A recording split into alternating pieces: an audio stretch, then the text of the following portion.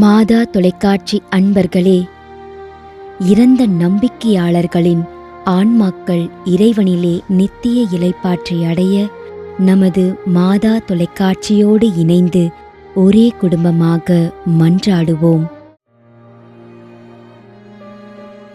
ஏ பாத்திமா 2ஆம் ஆண்டு நினைவஞ்சலி.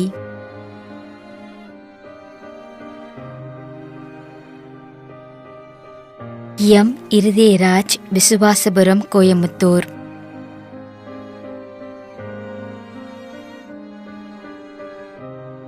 எஸ் ரீதா மேரி ஜெனோவா, நாமக்கல், 16ஆம் மாதம் நினைவஞ்சலி.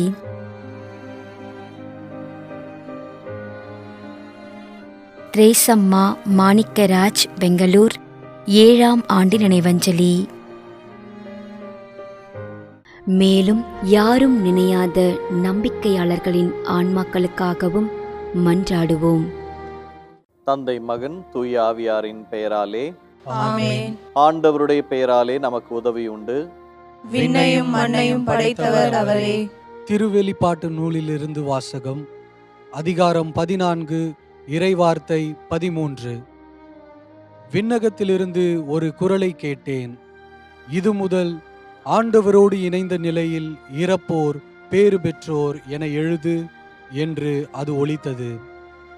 அதற்கு தூய ஆவியார், ஆம், அவர்கள் தங்கள் உழைப்பிலிருந்து ஓய்வு பெறுவார்கள், ஏனெனில் அவர்களின் செயல்கள் அவர்களை பின்தொடரும் என்று கூறினார்.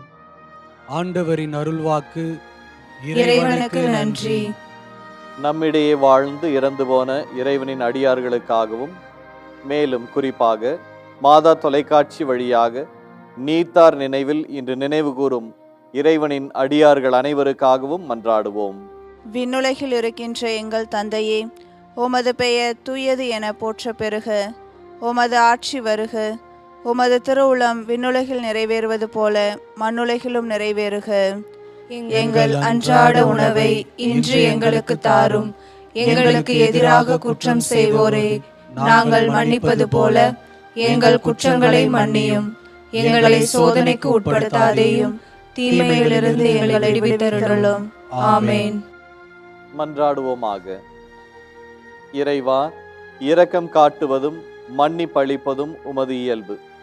ஆகையால் உமது திருவடிகளுக்கு வந்துள்ள இன்று நாங்கள் நினைவு கூறும் ஆன்மாக்கள் மீது இரக்கம் கொண்டு அவர்களுடைய குடும்பத்தார் மற்றும் மாதா தொலைக்காட்சி குடும்பம் செலுத்தும் ஜெபங்களை ஏற்று அவர்களது குற்றங்களையும் அவற்றிற்குரிய தண்டனையும் மன்னித்து அமைதியையும் முடிவில்லா வாழ்வையும் தந்திடுமாறு எங்கள் ஆண்டவராகிய கிறிஸ்து வழியாக உம்மை மன்றாடுகிறோம். ஆமென். நிலையான இளைப்பாறுதலை ஆண்டவரே இவர்களுக்கு அளித்தருளும். முடிவில்லாத ஒளி இவர்கள் மேல் ஒளிர்வதாக. இறந்த நம்பிக்கையாளர்களின் ஆன்மாக்கள் இறைவனின் இரக்கத்தினால் அமைதியில் இளைப்பாறுவனவாக. ஆமென்.